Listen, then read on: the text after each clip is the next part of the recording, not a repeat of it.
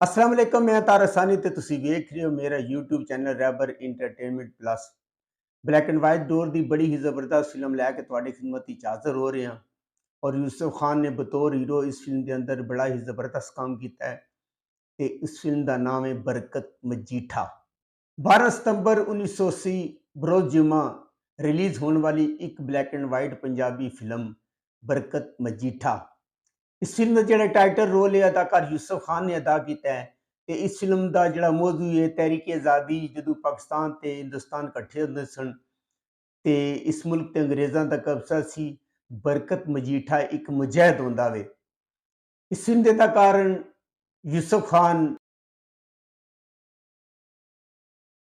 मसरत शाहीन,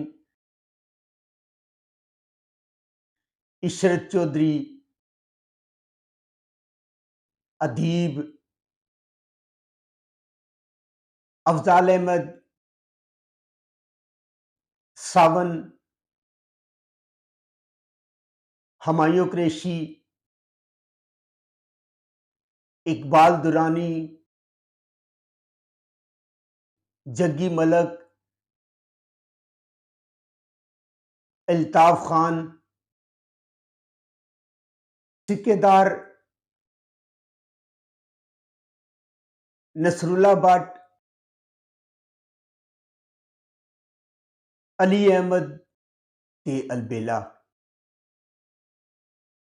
ਇਹਦੇ ਤਹਿਤਕਾਰ ਹਫੀਜ਼ ਅਹਿਮਦ, ਇਹਦੇ ਪ੍ਰੋਡਿਊਸਰ ਮਲਕ ਮੁਹੰਮਦ ਯੂਨਸ, ਇਹਨੂੰ ਲਿਖਿਆ ਹੈ ਹਫੀਜ਼ ਅਹਿਮਦ ਨੇ ਤੇ ਇਹਦਾ ਮਿਊਜ਼ਿਕ ਦਿੱਤਾ ਹੈ ਬਖਸ਼ੀ ਵਜ਼ੀਰ ਨੇ। ਇਹਦੇ ਸ਼ਾਇਰ ਵਾਰਿਸ ਲੁਧਿਆਣਵੀ, ਨਾਜ਼ਿਸ ਕਸ਼ਮੀਰੀ, ਗੁਲਕਾਰਾ ਨੂਰ ਜਹਾਨ, ਅਫਸ਼ਾਂ ਸ਼ੌਕਤ ਅਲੀ, ਸਾਈਂ ਅਖਤਰ, ਇਹਦੇ ਕੈਮਰਾਮੈਨ ਮਸੂਦ ਰਹਿਮਾਨ। ਇਹਦੇ ਜਿਹੜੇ ਮਸ਼ਹੂਰ ਗਾਣੇ ਕਿ ਲੱਖ ਕਰਾਂ ਮਜਬੂਰ ਅਫਸ਼ਾਂ ਦੀ ਆਵਾਜ਼ ਵਿੱਚ, ਵੇ ਮੇਰੀ ਗੱਲ ਸੁਣ ਜਾ ਨੂਰ ਜਹਾਨ ਦੀ ਆਵਾਜ਼ ਵਿੱਚ, ਜ਼ਾਲਮੋ ਸਾਡੇ ਦੇਸ਼ ਦੇ ਉੱਤੇ, ਇਹ ਜੰਗੀ ਤਰਾਨਾ ਟੈਪ ਗਾਣਾ ਸੀ ਔਰ ਇਹ ਸ਼ੌਕਤ ਅਲੀ ਦੀ ਆਵਾਜ਼ ਵਿੱਚ ਸੀ। और मैं तुहानू दसना चाहवां कि यह फिल्म यूट्यूब पर मौजूद नहीं है।